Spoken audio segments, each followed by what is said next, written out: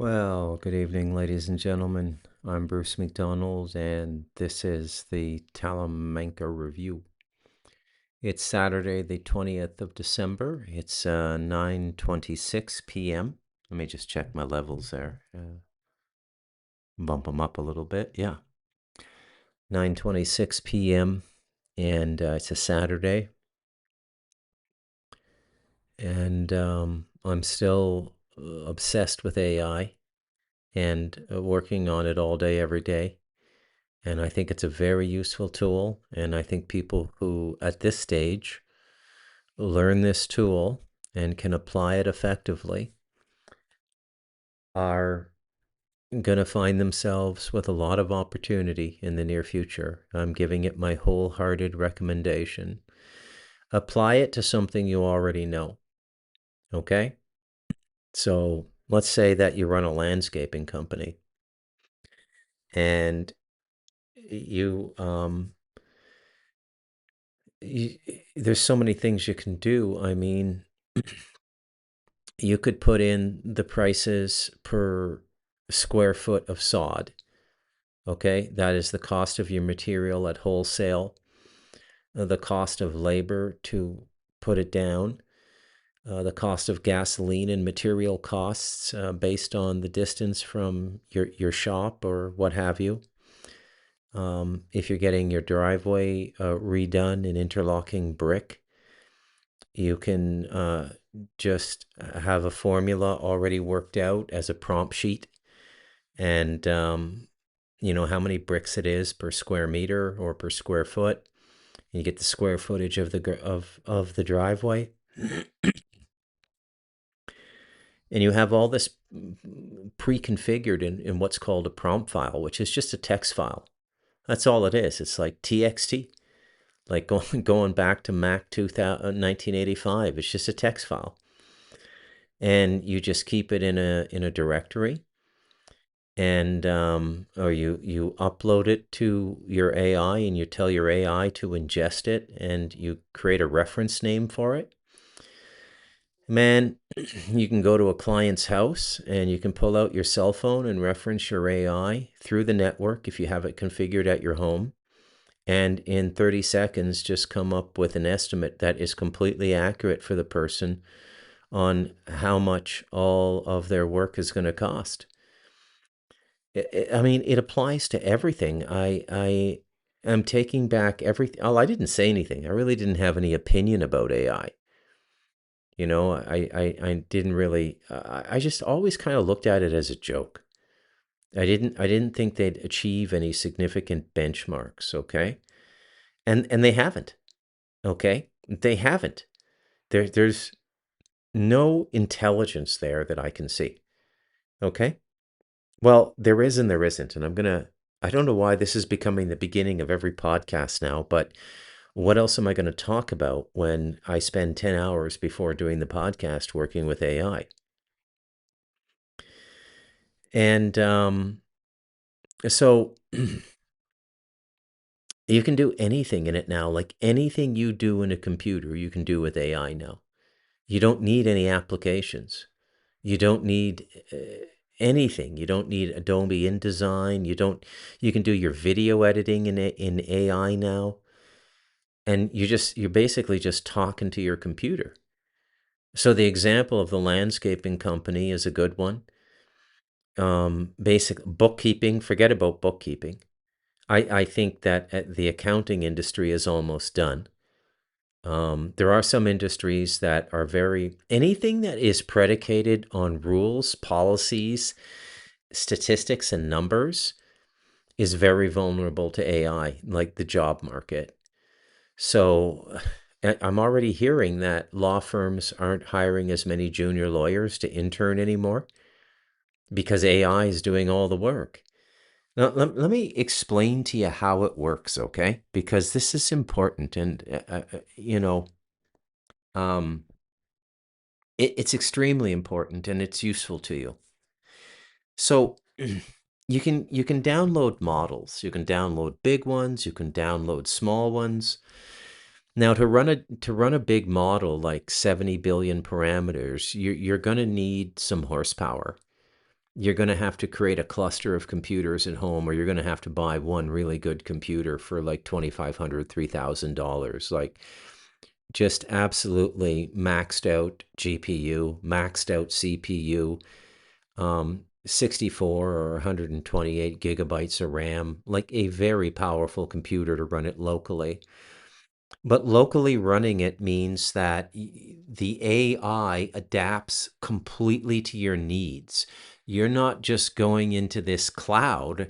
So if you're using AI on the internet now, you're connecting with one of those data centers you've seen in YouTube videos, those buildings now with like, 10,000 supercomputers interconnected, and they build them in the weirdest places too. Like Amazon built its data center, I think in Utah or Indiana. So I think it was Indiana, out in the middle of nowhere, farm country, right? And these data centers will take up as much hydroelectric power as a town or a village of 50 or 100,000 people. I don't know where we're going to come up with all the energy for this stuff as this expands. There's some very interesting questions. Um, Mark my words, you're going to see the super wealthy companies, the companies with the money to do it. Some of them are going to build micro-nuclear reactors, maybe thorium. China's doing it now. China's going to take the lead in AI because China built the world's first thorium reactor, nuclear reactor that uses thorium rather than uranium, which has no side effects for the environment, which we should have been doing years ago, but we wanted the depleted uranium for the military industry. Okay, it's just sick, the whole ecosystem there. But you're going to see like companies like Amazon and Meta and OpenAI.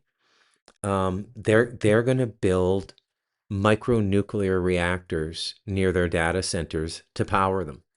And maybe if there's an excess of power, sell it to a nearby village or town or something or city.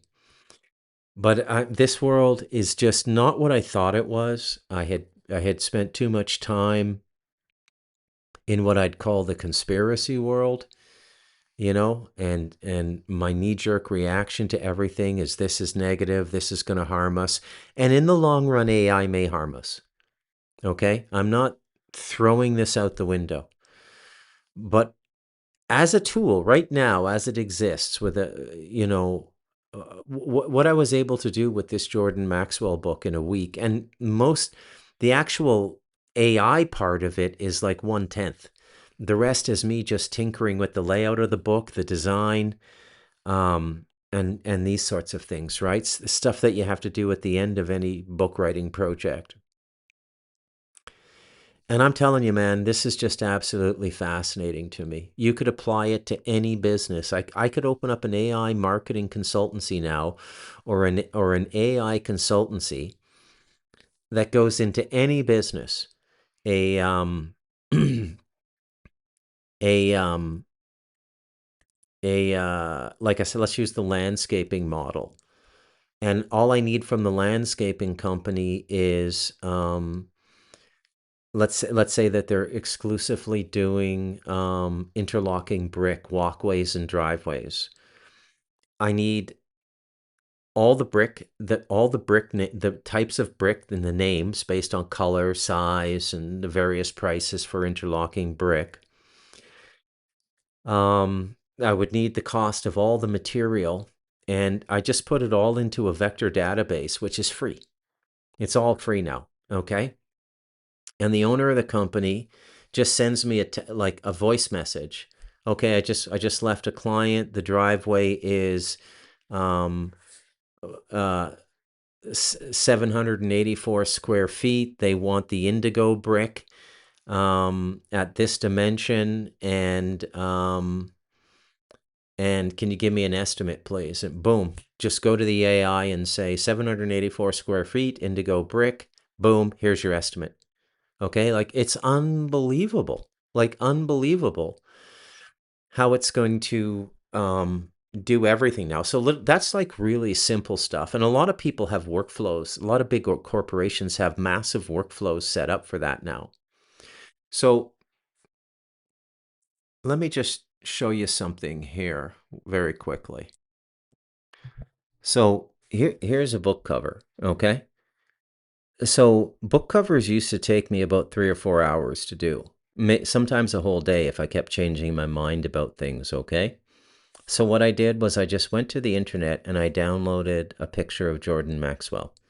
Now I do all of this in what's called an IDE, and maybe it's important that you see that. So I was going to try and show you, but it's going to be too much work. So I do it all in a development environment. So I just downloaded the best picture I could find of Jordan Maxwell. It was not the proper size of a cover. I downloaded it into my IDE, my development environment, where coders keep their code, Java, Golang, whatever, or C or whatever. And I look at the picture and I said, make this picture 6x9 without losing any context or detail.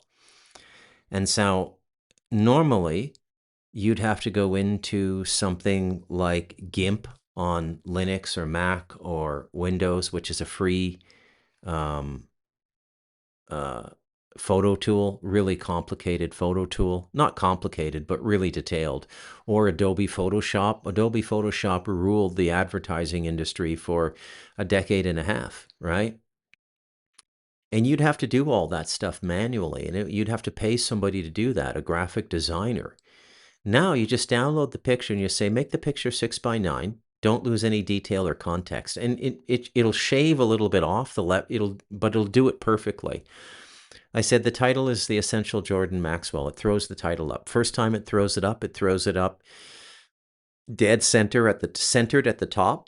I said flush left and drop it down to about 35% from the top of the page. Boom, it drops it down. Author's Bruce McDonald, center bottom. Boom, it drops my name, Bruce McDonald. I don't like the font. And the whole time you're just talking to your computer. It's like Star Trek. You say, change the font to E.B. Garamond, please. Changes the font, all the fonts to E.B. Garamond, which, by the way, is considered to be the most readable font in the world for printed material. Then I say, put a blue glow around the title, The Essential Jordan Maxwell. Gives a blue glow, okay? Then I say, do a 6x9 back cover, and it does a back cover, and it repeats it with a picture of him, but fades it a bit for me because it knows it goes out and says, well, what should I? The AI says, what should I do for a back cover? And it goes out and figures it out on its own. It's kind of amazing. Then I say, write 300 words that introduces the book. Leave me an inch at the bottom for the barcode when I put it up on Kindle. Boom, drops the text there perfectly. I say the number of pages in a 6x9 format is going to be 302. Give me a spine that's the proper width. It does the math, produces the spine of the book. I say join everything together in one picture as the full book cover to go with the paperback. It does the whole thing. Then I say, in the spine, vertically, write the title of the book. It puts it in. At the first time it did it, it was much smaller than that. I said, stretch it out to about 2/3 of the height or the length of the spine, and keep the leading fairly consistent. Leading is the spacing between letters. So it found the perfect size. It drops it dead center. I don't have a good eye for these things. It used to take me, like I said, a half day, a day, sometimes a day and a half. It took me like 3 days to come up with the cover for Stardust Ranch. This is like 15 minutes work, all done, just like that. So I'm telling you, man, this AI is here to stay. And if you learn it, and you learn it well, and you can apply it to real life situations, you're going to have work. Advertising agencies are going to go out of work. But man, it's really kind of interesting what's happening. Now, I'm fully sold on AI now. I think it's a phenomenal tool. It's just evolving, you know, and it's going to take a lot more time to evolve. And when you do a big project like an 80,000 word book, it takes about 2 days to get it right, just the text, because it'll screw a lot of stuff up. Because what's happening is you're taking up a lot. So when I downloaded all of the YouTube videos from a Jordan Maxwell YouTube site somebody put up. Somebody gathered all his lectures together and put them in one place. I downloaded all the transcripts in text format. I asked the AI, what's the total word count of the transcripts folder? Comes back 15 seconds later, 780,183 words. I go, holy cow, man. That's 5 times the size of Leo Tolstoy's War and Peace, right? So then what you have to do is you have to come up with a plan, and you have to chunk it properly. You have to say, okay, I want you to do, this is what I want to do. I want to find me the basic themes and give me an outline of the basic themes that Jordan Maxwell talks about. Come up with 10. So it does that in about 30 seconds. And then I say again, produce a file for me in Markdown format. If you don't know what Markdown is, just look it up. I say, produce a file for me in Markdown format and separate this into 10 chapters. So then you have your 10 chapters. And then you say to the AI, I want you to step through this file one chapter at a time and expand the outline by 300%, 3 times the outline they've given you. And the first outline they give you might be 150 words, like a paragraph. And then it goes and it reads the transcripts. It says, okay, I've gathered up as much as I can about this topic. Here's what you should talk about in this subject, in this chapter. And then it steps through. If you tell it to do it sequentially, you don't break the buffer. And it steps through chronologically in sequence each one of the chapters.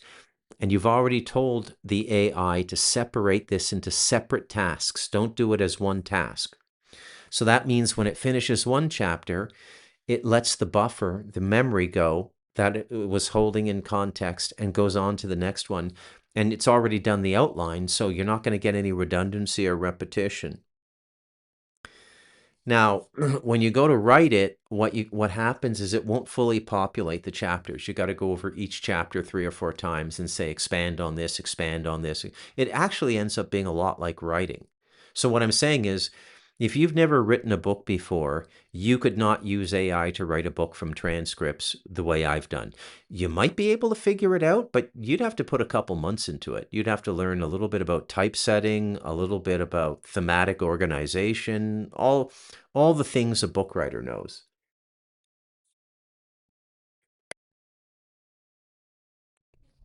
And then you could probably do it, but you'd have to put a lot of time into this, right? And so, as you can well imagine, the edge this gives you in something like formal writing, like request for proposal, response to proposal. These are standard things to gain government contracts, to win a government contract for a big multi-million-dollar software project, like Department of Energy. These things can be 1,000 pages, and the request for proposal will be 100 pages, and it's a series of like 500, 1,000 questions. What kind of why would you choose this code? Why would you do it this way? And you have to really know your stuff. And AI is just unbelievable in figuring out all that kind of stuff. So I'm applying it to what I do for a living now with my grant writing, and it's extremely effective. It can't do the job, but it assists you amazingly. It's like it's like going from a hammer to a plasma powered nail gun that can put 15 nails in 2 seconds. Boo, boo, boo, boo. It's that fast. But again, if I'm going to do the carpentry analogy, you have to know where those nails go. And 2 seconds would be even too fast, because you couldn't even move your hand that fast to get the nail gun in the right spot, right? But you get my point. Absolutely phenomenal tool. The book cover should tell you everything. To be able to do a book cover like that in 2 or 3 minutes, it's mind-boggling. Mind-boggling, you know? So I'm well and happy with all of this, and I consider this like home study, like I'm doing a college semester in a month, trying to learn everything I can about AI. Now, most people are going about AI. Most people even cracking the seal now and looking at AI, they're all in the development world. They're all coders because most of the AI has been configured to assist coders. But there's models out there now. And again, you need a power. My M4 is not powerful enough to run large models. And small models are incredibly inconsistent, which is giving me all the excuse I need to buy a Mac Studio with the new M5 chip in January or February with like 128. Like the next computer I buy is going to be a $4,000 computer, and I'm going to use it for 2 or 3 years for homework. So that's the I guess what I'd call the optimistic part of the opening of today's show. So I'm going to keep doing this in my spare time.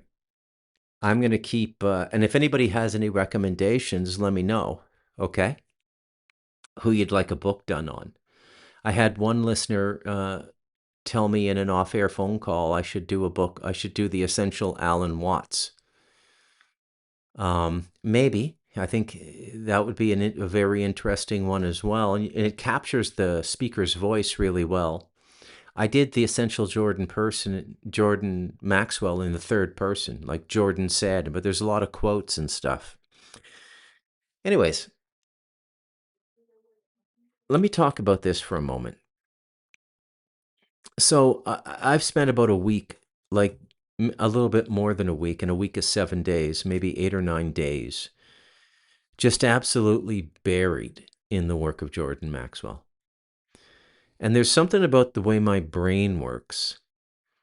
I don't take information in really well unless I read it. And I suspect a lot of you are the same. And I suspect this is a universal truth.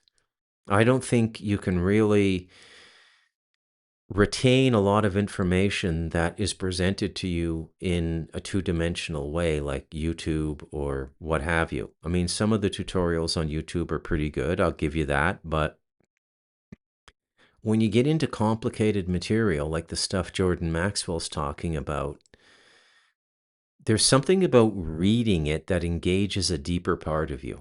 And as I was working on this book and reading sections, I was going, wow, it's like the first time I've ever encountered Jordan Maxwell. And I never quite realized how powerful what he was saying was. And it's extremely powerful. Now, there's some things I don't agree with him about. Like, for example, he completely dissects the story of Christ as the repetition of a bunch of other mythologies in the world, and dead and resurrected saviors. And of course, the 12 apostles are the 12 signs of the zodiac, the 12 months of the year. It's basically an astral story, which is the story of our solar system. So and it's very much a solar and a lunar story, the whole Bible and the whole Abrahamic system. Jordan is suggesting the underlying meaning is solar and lunar cycles and how they affect us and stuff like this. And it's incredibly detailed. And the way he breaks down language and explains things is incredibly detailed. And he's right. Everything he says is right. And I thought, does this mean that the Christ never existed? And I went and I contemplated this for a while quietly. I sat down, I closed my eyes, and I put my imagination on it, not my mind. I said, is this true? And I just sort of floated through my consciousness, and then stuff started to come in, and it was like, well, I mean, there's records of him everywhere. Okay, so the most detailed record of the Christ is the Ethiopian Bible. Okay, so I think the biggest Christian Bible is the Catholic one. It has something like 66 books. I think the Protestant Bible got scaled back to like 50 some books or something. And they're all written by different authors at different times, which is interesting as well. The Ethiopian Bible has 88 books, including the Book of Enoch. It has pretty much everything. It's one of the oldest Bibles in the world. And it gives the most detailed account of the Christ as a physical entity, as a physical being. And then I thought about the story of the 12 apostles, and all of their deaths are documented. They were all hunted down and killed, all of Christ's apostles. And I thought to myself, why would anybody do this? Why would anybody create the story of the Christ in around whenever it was created, around 100 AD or so? Because I don't think the Gospels were written for about like 100 years after the Christ died.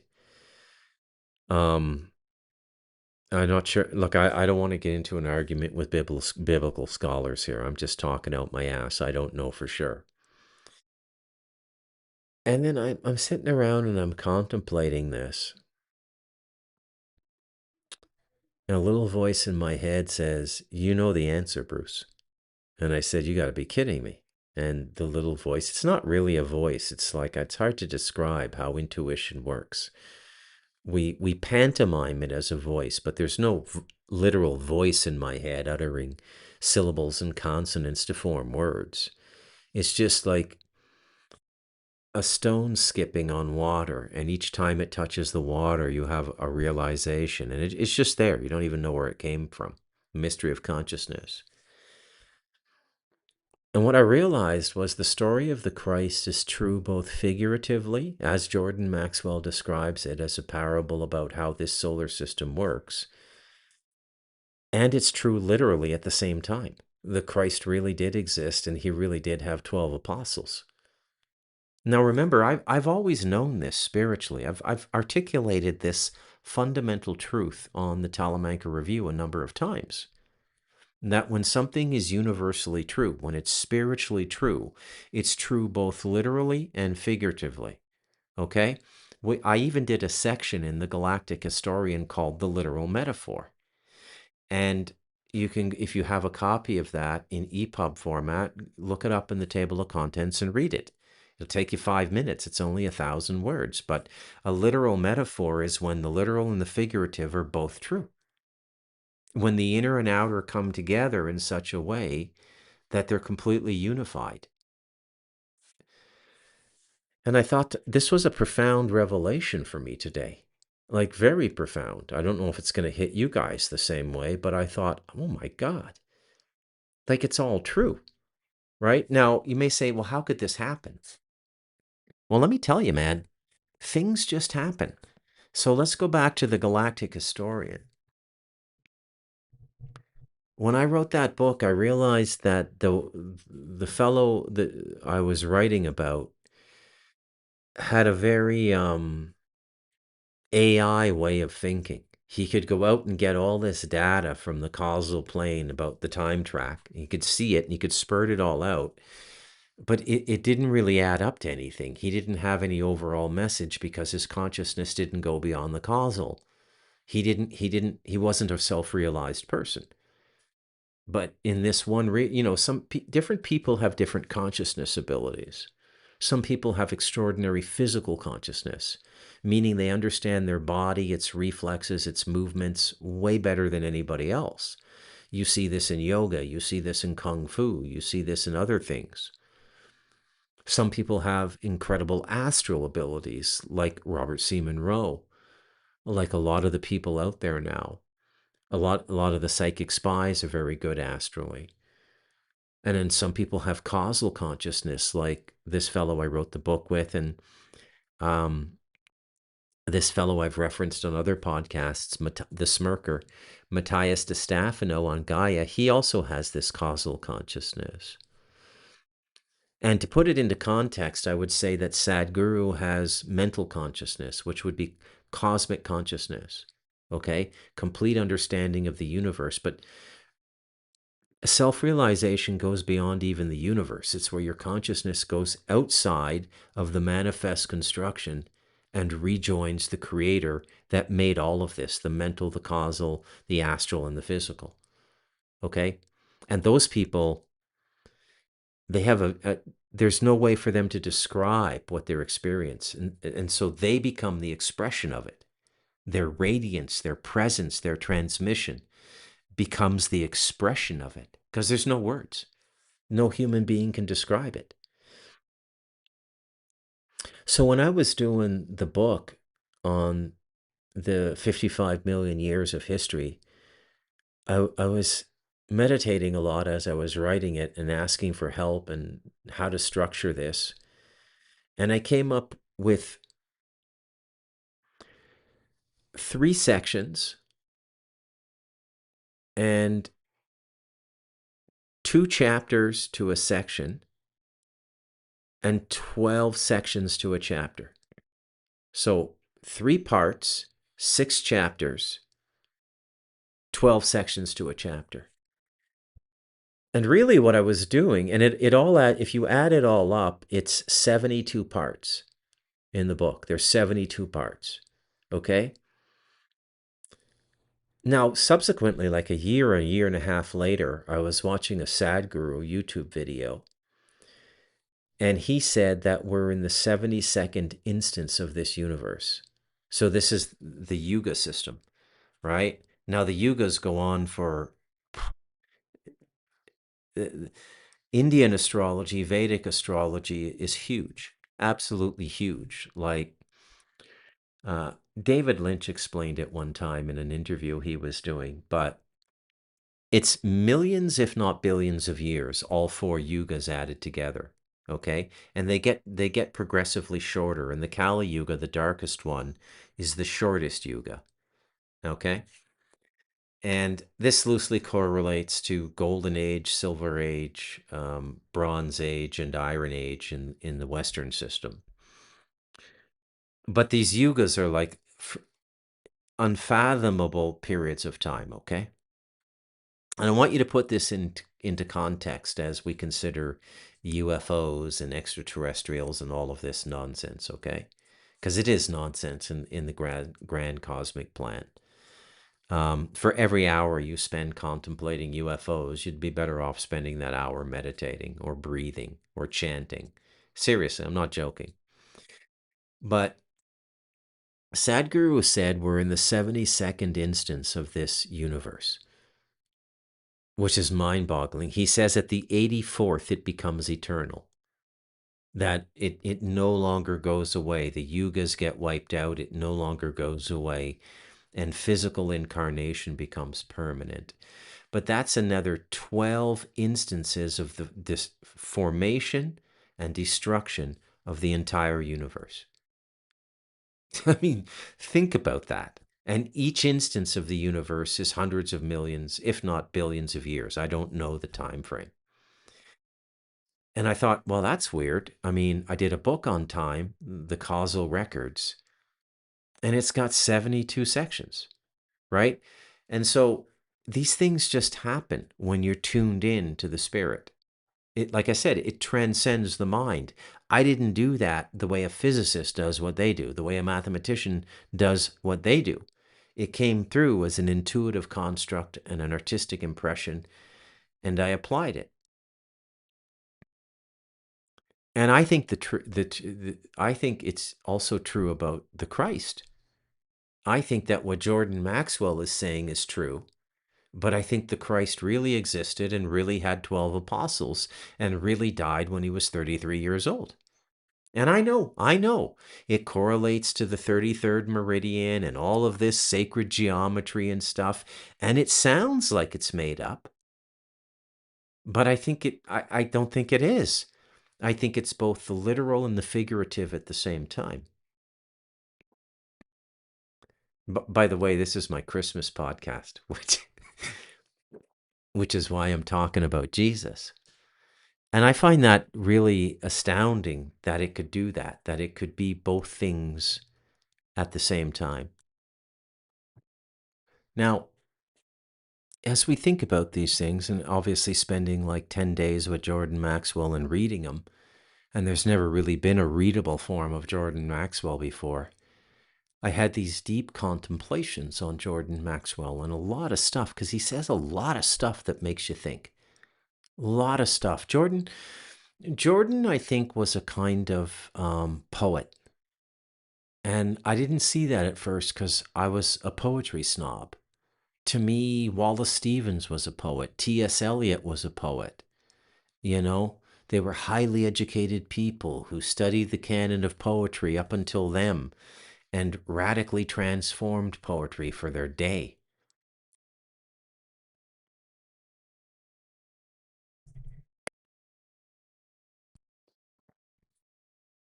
But the essence of poetry is to make the imagination real. And that's what Jordan did, you know? Jordan Maxwell, in his own way, and I think in the future he'll be seen this way, Jordan was a kind of Joe Campbell fellow, or almost like as significant as a Carl Jung or a Joseph Campbell. Carl Jung was the Jungian psychoanalyst, you know, friend of Freud, and committed adultery with Freud's wife, but I won't get into that. And of course, Joe Campbell is the guy who gave us all those incredible books on mythology, Hero with a Thousand Faces, and stuff like that. Um, you know, Marshall McLuhan is another great 20th century intellectual like that. We have these pivotal figures in the 20th century, and they got adopted because they served the system, because the system wanted us to think in terms of consciousness as a conscious and unconscious brain. They wanted to, the goal of the negative principalities and their agents is to despiritualize us, to get us to stop looking within for answers. That's their goal. And this is why we're in a very negative world right now, in some ways, because so much of the stuff going on in the world draws your attention into the material world, and your attention should be going into the spirit, into your thoughts and feelings, and into the primal object energies of consciousness, right? Finding the thunder and lightning inside. And I don't think anybody's ever seen Jordan that way before. And it's a great pleasure to spend all this time with him. And it's a great pleasure to do this book for him. And I was meditating. I was deep in what you might call samadhi. It's a state of consciousness where you don't really, you're not really aware of your body anymore. But you haven't fallen asleep, and you're super lucid. It's hard to explain, and your eyes have been shut down. It usually takes me about 15 minutes to go into samadhi, and then all of these realizations will come to you. And sometimes you get taken places. It's like kind of trippy, actually. I highly recommend everybody learn to meditate.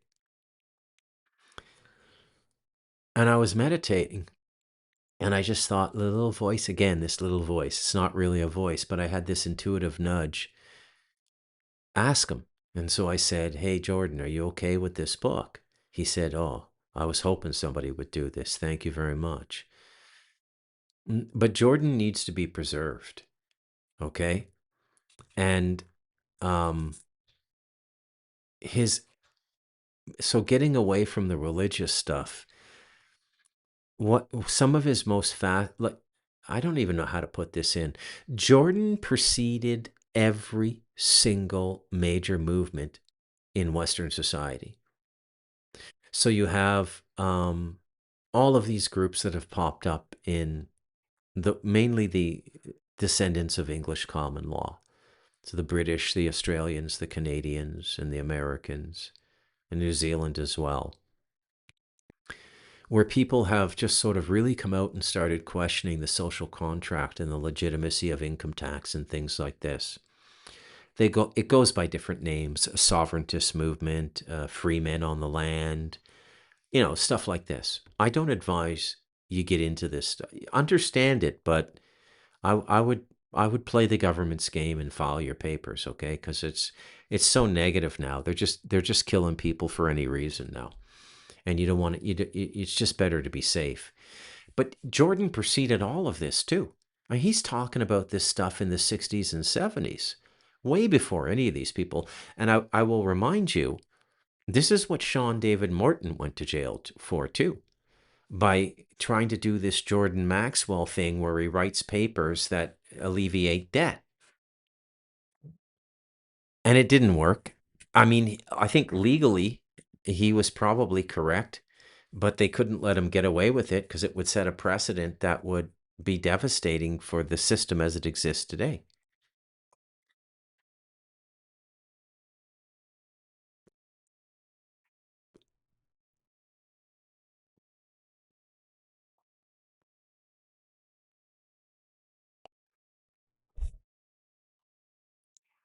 Yeah, I didn't turn pause. I thought I had the pause on there.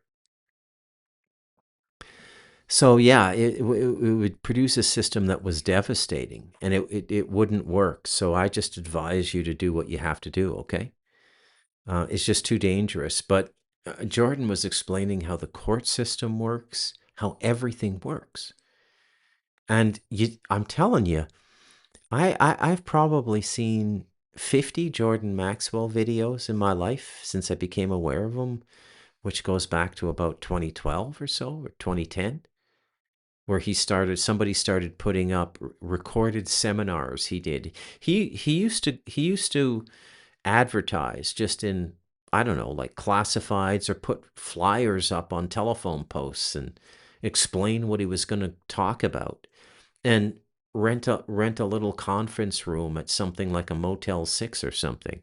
50, 100, 200 people would show up. He started to get a little bit bigger as he went along, but he was like a traveling salesman. He was like a tinker. You know, those guys who pull a cart and they sharpen knives and sell little things you can't find anywhere, and they ring a bell when they come by, which is my email, by the way. Seen that tinker, if anybody's ever emailed me. That's from a Cormac McCarthy novel. But when I contemplate his life and his mission, the enormity of him just hit me. Okay, the enormity of who Jordan Maxwell was. And you could even make the argument Jordan Maxwell didn't know who Jordan Maxwell was. And that often happens. Just as I explained the 72 sections in the Galactic Historian, just as I'm explaining the literal and figurative stories of Christ are both true, right?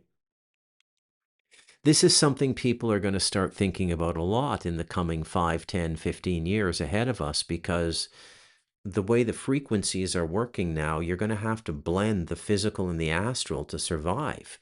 And in doing that, all of these realizations pop forward, okay? Because what was hidden in the astral just becomes evident, or you regarded it as mythology, or you regarded it as I don't know, some artifact of faith in the Bible or something, but it becomes real when you literalize it. And what Jordan is saying, and his take on UFOs is fascinating as well. Basically, he's suggesting that we're being run by the descendants of the Anunnaki, okay? Or the people who understand the Anunnaki, which would be probably the rabbis. Now, this raises a very interesting question about ownership. And it's a very Jewish question, in the sense that it's something that rabbis would debate, because the Talmud is really an open a debate, a series of footnotes on the Torah. It's what it is. You know, oh yeah, Christ is boiling in feces and all of this, but they don't necessarily mean that literally. It's just, well, maybe in that instance they do. I don't know, but basically the Talmud is postmodern religion. So the prophets are gone. We're mere mortals. All we can do is study their words.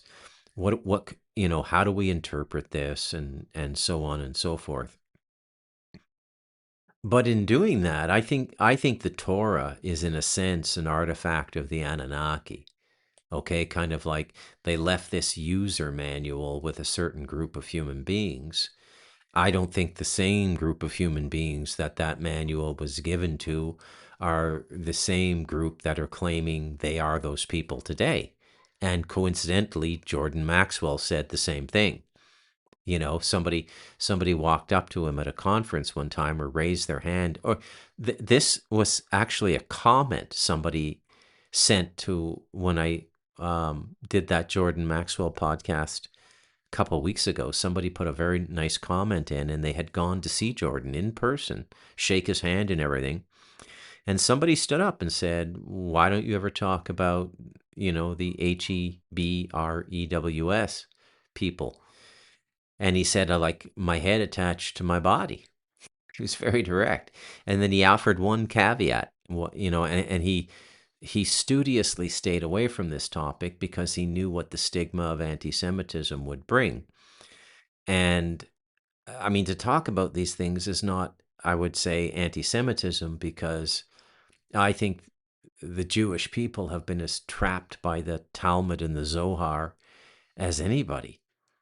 But he said, I'll offer you one insight. The people who are calling themselves the Hebrews today are not, right? And it's true too. There's no DNA connection between the people in Israel. That's why did you know that DNA testing is illegal in Israel? Because they don't want any legal evidence that they're not the true inheritors of that land, right? So this is my week with Jordan Maxwell, and it's just been mind-boggling, man. Mind-boggling.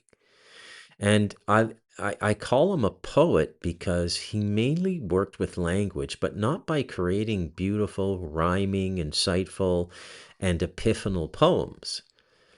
He worked as a kind of anti-poet and as a kind of anti-prophet in a lot of ways.